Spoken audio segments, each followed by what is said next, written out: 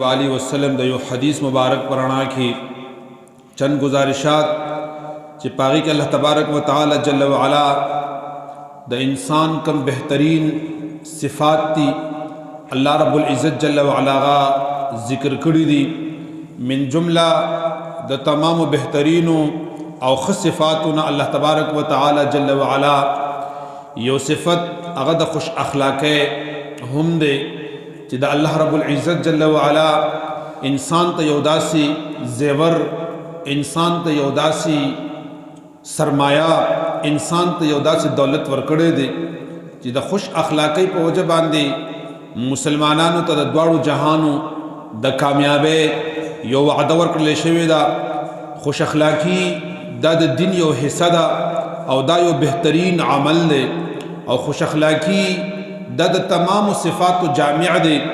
और द तमाम सिफ़ात यो जामिया सिफ़त दे खुश अखलाक़ी सतवेलेशी हज़रत अल्लामा जुरजानी अलैहि रहमतुर रहमान अगी फरमाई जो खुश अखलाक़ी द नफ्स योदासी हैसियत ता वयलेशी च आगा योदासी रासिखवी च ददी पवज बांदी ददना द खस्ता अखलाक प आसाने बांदी सादर कीगी ख रज़ाइल और ख द इंसान चिकम सिफ़ात हुई चगतना राज़ी बाज़ उलमा फरमाई कि खुश अखलाक़ी तारीफ़ अत्तखल्ली मिन अर्रज़ाइल व तहल्ली बिलफ़ज़ाइल उलमा फरमाई कि द रज़ाइलना और हागा चिकम बद आदात दी बद अखलाक दी बद गोईदा बद नजरीदा चिदहागा ख़राब सिफ़तुना इंसान कलजान उसाती और पख सिफ़ात बांदिजान मुज़य्यन की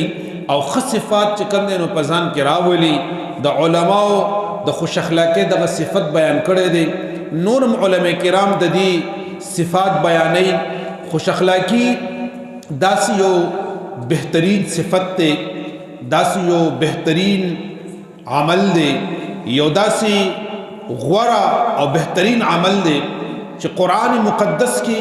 द हुज़ूर सरवर कायनात ताजदार मदीना हुज़ूर पुरनूर सल्लल्लाहु अलैहि वसल्लम मुबारक कम तारुफ च शवे दे और द मुबारक कम सिफ़त च अवलने बयान शवे दे अगर प कुरान किम द नबी करीम अलैहिस्सलातु वस्सलाम सिफ़त च बयानेगी अगर प खुश अखलाक़ी सर बयानेगी व इन्नका लअला खुलुकिन अज़ीम यानी द नबी अलैहिस्सलातु वस्सलाम सिफ़ात बेशमेर दी नबी अलैहिस्सलातु वस्सलाम मुकम्मल नमूने अखलाकम दे हर सिफ़तन पर मौजूद दे द हर मयार बांदिन पूरा दे हर नौइयत बांदिन पूरा दे हर हैयत बांदिन पूरा दे फ़ुक़द नबी अलैहिस्सलातु वस्सलाम तारुफ़ की दुनिया ता और दुनिया तो उड़ानी की और कुरान अज़ीम शान बकम अल्फाज बांधे कद हुज़ूर अलैहिस्सलातु वस्सलाम तारुफ़ फरमाई अगदा हुस्न अखलाक बाने फरमाई कि व इन्नका लअला खुलुकिन अज़ीम नबी करीम सल्लल्लाहु अलैहि व आलिहि वसल्लम सूरत क़लम पद इब्तिदाई चकब आयात बय्यिनात थी बाकी के अल्लाह तबारक व तआला जल्ल व अला पद सलोम आयात की द हुज़ूर अलैहिस्सलातु वस्सलाम दा सिफ़त बयान करे दे च ए पैगम्बरा त द अखलाको प उच्चत मर्तबा बांधे फ़ाइज़ ये प आला मर्तबा बांधे त फ़ाइज़ ये उस अखलाक सतवई हज़रत मुस्लिम शरीफ की हज़रत आयशा सिद्दीक़ा ताहिरा आबिदा साजिदा उम्मुल मुमिनीन द मोमिनान उमूर हज़रत आयशा सिद्दीक़ा रज़ियल्लाहु तआला अन्हा मुबारक दागीन सहाबे किराम तपूस कई और अगीन सहाबे किराम दा तपूस कई छे द नबी करीम सल्लल्लाहु अलैहि व आलिहि वसल्लम अखलाक सशेदी या उम्मुल मुमिनीना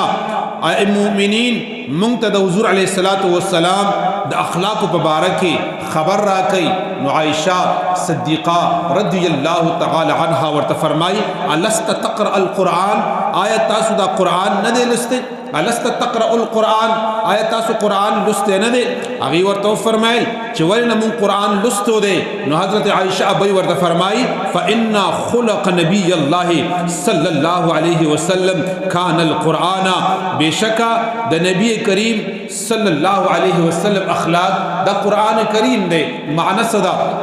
मकसद से दे यानी प कुरान बांधे अमल कवल दा द रसूलुल्लाह सल्लल्लाहु अलैहि वसल्लम द अखलाक दी द कुरान हलाल हलाल मनल حرام حرام ګڼل په قرآن باندې عمل کول دا چې کوم د رسول الله صلی الله علیه و آله وسلم د اخلاق دي. حضرت عائشہ صدیقہ رضی اللہ تعالی عنها یو بل حدیث مبارک کی داسم فرمائی الفاظ دادی کان خلقه القرآن چې دا فرمائی چې د نبی کریم رؤوف الرحیم صلی الله علیه و آله وسلم اخلاق حسنہ اخلاق کریمانہ او خستخ پوری اخلاق هغه چې کوم د پورا قرآن دی د پورا قرآن د نبی کریم صلی الله علیه و آله وسلم ته کوم د دا اخلاق الله تبارک و تعالی بیان کړی دي. په خوش اخلاقی سره د الله رب العزت جل وعلا دا تابعداري راځي چې کوم با اخلاق وي خوش اخلاق وي او اخلاق هغه کې راسخ وي هغه په قرآن باندې لازم عمل قون کې وي. الله رب العزت فرمای خذ العفو وامر بالعرف واعرض عن الجاهلين. الله رب العزت اخلاق خي اخلاق څه شي دي اخلاق په څنګه ځان کې راولې د اخلاق تعریف څه دی. رب کائنات فرمای خذ العفو دا اخلاق دی چې ته عفو کې ته بخنه کې ته انسان ته د نرمۍ طرف ته قائل کې او انسان سره نرمي اختیاري. خذ العفو رب کائنات جل وعلا فرمای ته معافی کوا دا اخلاق دی. وامر بالعرف او بالنبي علیه الصلاۃ والسلام ته الله فرمای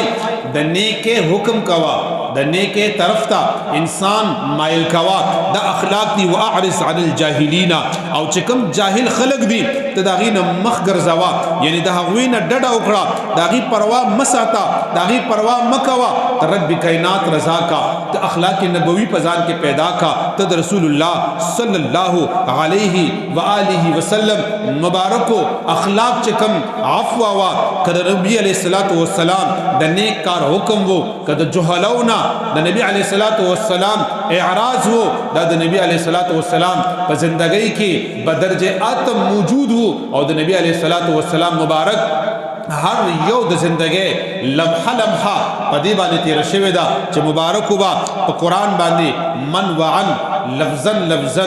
آیتن آیتن په هر حکم تعمیل و فرمایلو. حضرت عبداللہ بن زبیر رضی اللہ تعالی عنہ فرمائی چې دا آیات د اخلاق په باره کې نازل شوی دی. خذ العفو وامر بالعرف واعرض عن الجاهلین. دا فرمای چې دا د اخلاق کریمانه په حواله سره الله رب العزت جل وعلا دا نازل کړی دی. بلکې قرآن مقدس که مونږ راواخلو او د قرآن مقدس آیات ګورو او د قرآن مقدس کې تدبر کو او قرآن په حواله سره مونږ الله فرمایي یا ایها الناس یا ایها الذین آمنو چې اې د ایمان خاوندانو تاسو قرآن کې تدبر کوئ او قرآن ګوري. کوم قرآن تدبر کو او په قرآن باندې غور کو نو قرآن کې الله تبارک وتعالى جل وعلا د رسول الله صلی الله علیه وسلم مبارک د بعثت چې کوم مقصد دی او د رسول الله مبارک دنیا ته کوم راتګ دی الله رب العزت جل وعلا قرآن کې آیات را نازل کړي دي چې دا د اخلاقو د تکمیل د پاره شوی دی چې اخلاقو تکمیل په باندې وشي. انما بعثت لاتم صالح الاخلاق بشکا د دې د پاره لګل شوی چې د خو اخلاقو تکمیل وکړما ځکه چې دا قال صلوات والسلام د زمان نه مخکې په دنیا کې اخلاقو سنام و نشانم نو انسان نه یادې دو انسان ته د حیوان نه د زناور نه کمه درجه ملوا جهالت و تیاری وی هر طرف ته ظلم و بربریت وو. نبی کریم علیہ الصلوۃ والسلام تشریف اوریو کړلا دنیا په اخلاق باندې منور کړلا دنیا په اخلاق باندې خسته کړلا او مقصد نبوت بیان کا مقصد رسالت بیان کا د قرآن د نزول مقصد الله بیان کا. انما بعثت لاتمم صالح الاخلاق. الله رب العزت جل وعلا بیان فرمایل او خوش اخلاقی یو داسي عجیبه صفت خپل صفت چې انسان په باندې د الله تبارک وتعالى جل وعلا محبوب جوړيږي. الله رب العزت جل وعلا با اخلاق انسان